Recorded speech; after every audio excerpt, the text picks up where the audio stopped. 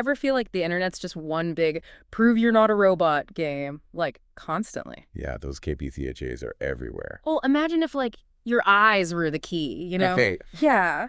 That's the whole idea behind Worldcoin. And today, we're gonna, like, really dive deep into it. Yeah, we got to figure out what's real, what's hype with this thing, and what's honestly kind of worrying. Totally. It's definitely a fascinating concept, this whole blend of AI, cryptocurrency, and your digital identity all wrapped up in one. Right. Wild. Right. We've got some recent articles here. They lay out Worldcoin's whole vision, Mhm. but also some of the concerns people have. Okay, so picture this. You walk up to this, like, shiny orb thing. A shiny orb. Yeah, it scans your iris, and boom, just Yeah. like that, you're verified. Like, yep, that's a human on the web. So no more cat BCHAs. Gone. Less spam, potentially way more, who knows? That's a big promise. I mean, as AI gets more and more sophisticated, I think those deep fake videos we've all seen. Yeah, crazy realistic. Telling real humans from fakes. Mm. It's getting to be a major challenge. Yeah, you're telling me even ChatGPT, it's like tricking people left and right these days. Right. So Worldcoin comes in and says, hey, you know what's unique?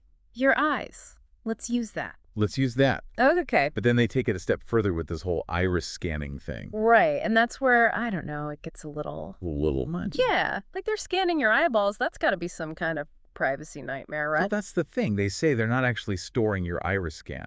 That would be, as you said, a huge problem. Oh, okay, good. They use this thing called, get this, a zero-knowledge proof. A zero-knowledge proof. Come on, that's straight out of some spy movie. I know, right?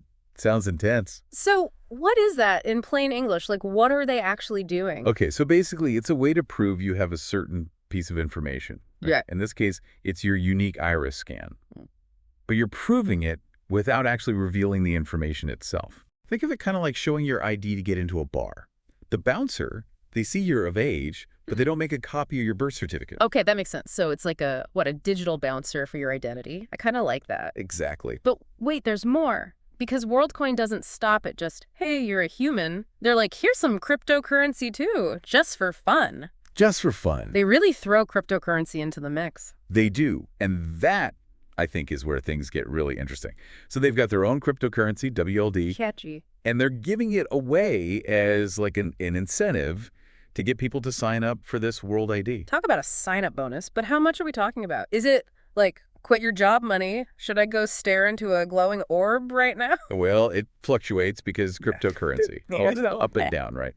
But it has been estimated to be around like $60 worth of WLD. $60.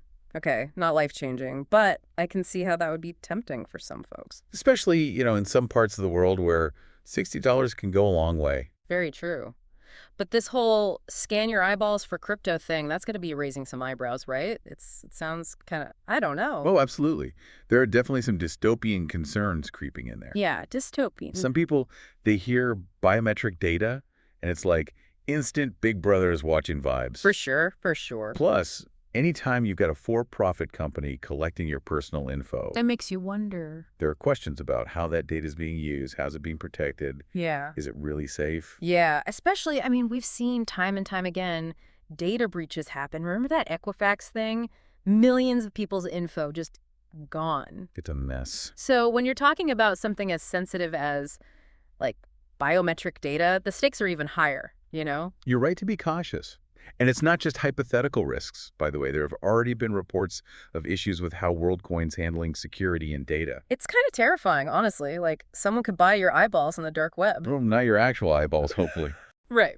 But you know what I mean, your iris data. Yeah, it really underscores how important those robust security measures are and ethical data handling practices. This isn't just about some abstract privacy thing. Totally. It's about preventing real harm, right? Imagine someone using your stolen iris data to, like, get into your bank account or your medical records even. Oh, God, don't even say that. Okay, so it's like next level identity theft we're talking about here. Exactly. And you mentioned ethical considerations earlier, which is a whole other can of worms. Oh, yeah. Like what?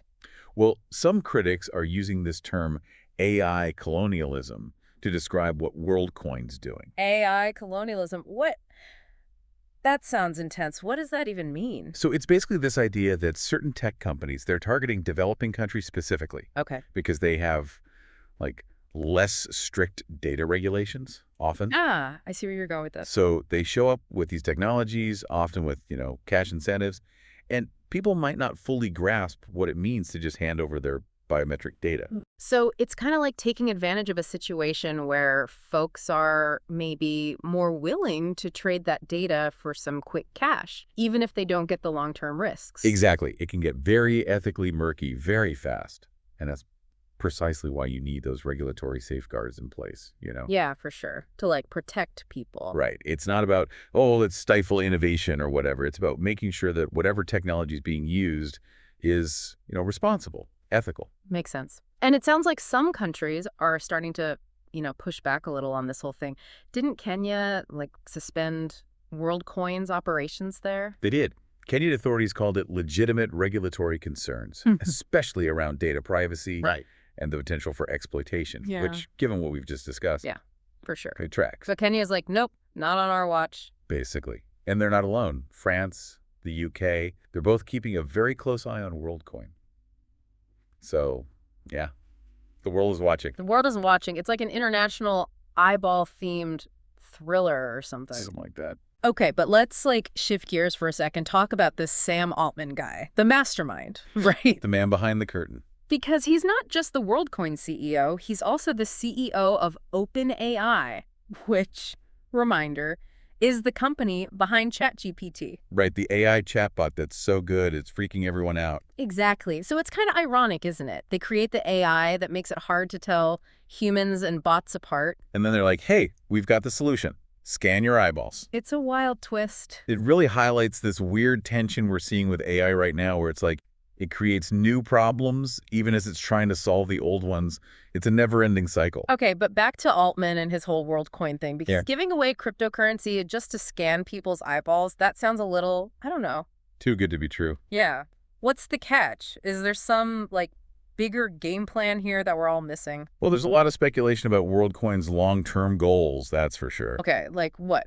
Spill the tea. Some people think this is all about creating like a massive database of biometric data. Okay, And that data, down the line, could be incredibly valuable. Think about it. Applications in advertising, in super targeted marketing, maybe even government surveillance. Who knows? Okay, yeah, that does sound a little Big Brother-ish. Right. It gets into some murky territory pretty quick. And then there's this whole thing about universal basic income, right?